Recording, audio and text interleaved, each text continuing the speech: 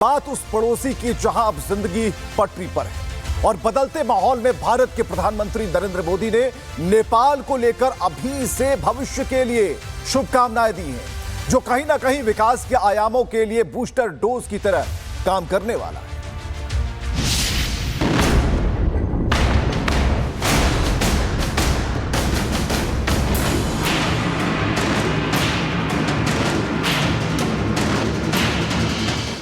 ये रैली, ये road show, ये भीड़, मानो मणिपुर की सड़कों पर पूरा भारत एक सुर से उस ताकत को नमन कर रहा है जो शांति और अमन के पुजारी हैं, जो राष्ट्रभक्त हैं, जो राष्ट्र सेवक हैं, जो भारत के प्रधानमंत्री हैं।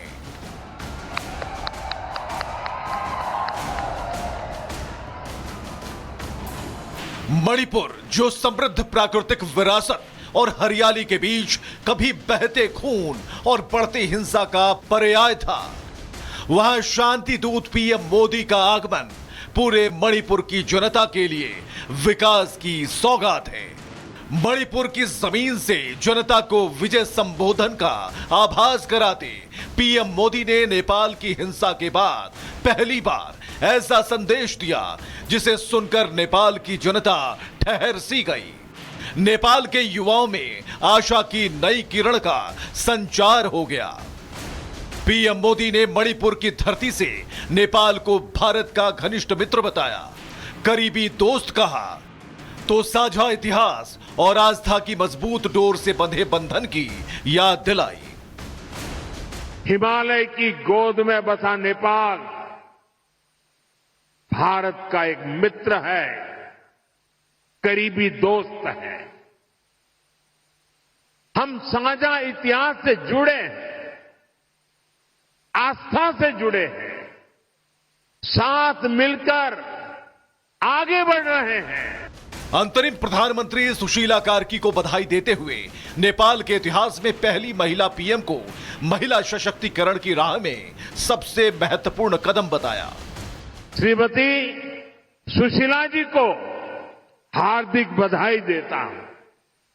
मुझे विश्वास है कि वे नेपाल में शांति, स्थिरता और समृद्धि का मार्ग प्रशस्त करेगी।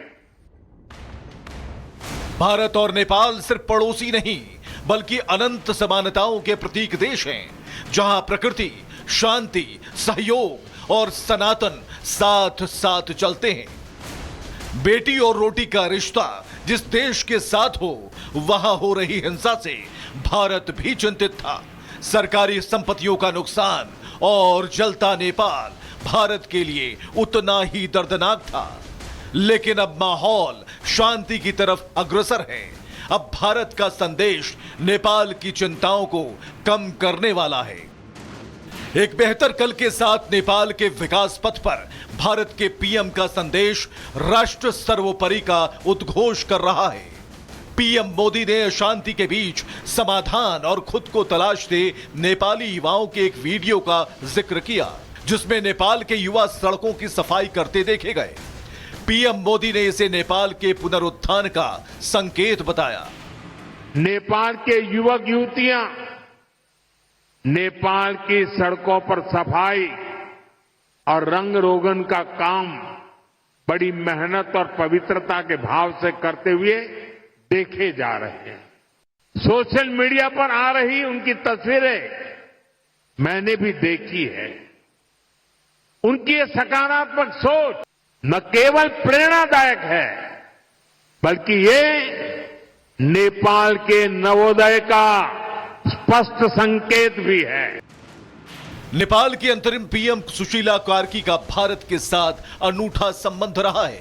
अपनी ईमानदारी और स्पष्टवादिता के लिए जाने जाने वाली पूर्व प्रधान न्यायाधीश कार्की ने बनारस हिंदू विश्वविद्यालय से पढ़ाई की है, जिसका मतलब है वो भारत और भारत की शांति की खोज की साथी होंगी। नेपाल की चुनौतियां अभी शुरू हुई हैं। 10 महीने के भीतर चुनाव कराने की मांग के बीच भारत का आगे बढ़कर नेपाल की जनता को संदेश बता रहा है कि हर परिस्थिति में भारत नेपाल के साथ खड़ा है और मोदी के काम करने के तरीकों का लोहा पूरी दुनिया मानती है और सच मायने में राष्ट्र सर्वोपरि यही है।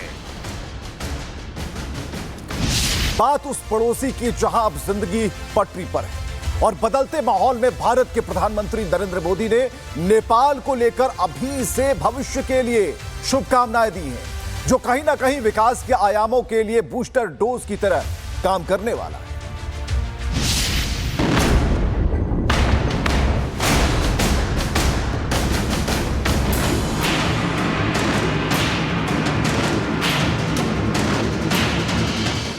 ये रैली, ये रोड शो, ये भीड़, मानो मणिपुर की सड़कों पर पूरा भारत एक सुर से उस ताकत को नमन कर रहा है जो शांति और अमन के पुजारी हैं, जो राष्ट्रभक्त हैं, जो राष्ट्र सेवक हैं, जो भारत के प्रधानमंत्री हैं।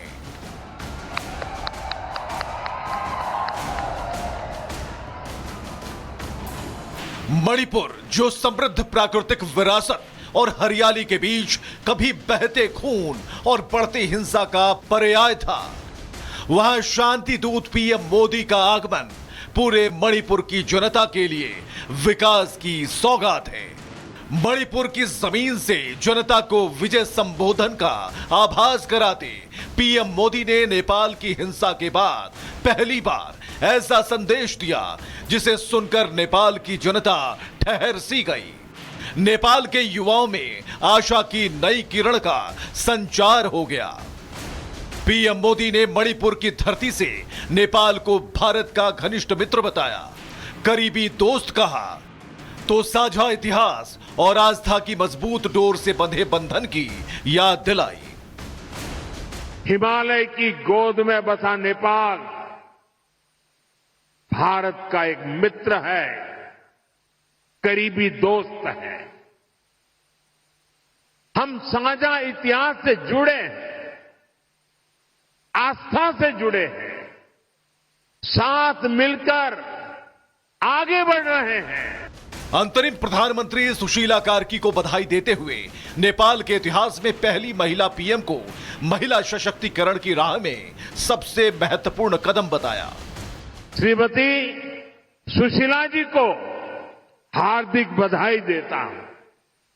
मुझे विश्वास है कि वे नेपाल में शांति, स्थिरता और समृद्धि का मार्ग प्रशस्त करेगी। भारत और नेपाल सिर्फ पड़ोसी नहीं बल्कि अनंत समानताओं के प्रतीक देश हैं, जहां प्रकृति, शांति, सहयोग और सनातन साथ साथ चलते हैं। बेटी और रोटी का रिश्ता जिस देश के साथ हो, वहां हो रही हिंसा से भारत भी चिंतित था। सरकारी संपत्तियों का नुकसान और जलता नेपाल भारत के लिए उतना ही दर्दनाक था। लेकिन अब माहौल शांति की तरफ अग्रसर है। अब भारत का संदेश नेपाल की चिंताओं को कम करने वाला है। एक बेहतर कल के साथ नेपाल के विकास पथ पर भारत के पीएम का संदेश राष्ट्र सर्वोपरि का उद्घोष कर रहा है।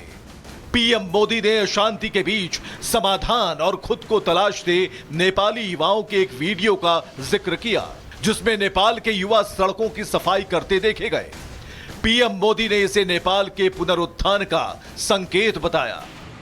नेपाल के युवक युवतियां नेपाल की सड़कों पर सफाई और रंग रोगन का काम बड़ी मेहनत और पवित्रता के भाव से करते हुए देखे जा रहे हैं। सोशल मीडिया पर आ रही उनकी तस्वीरें मैंने भी देखी है।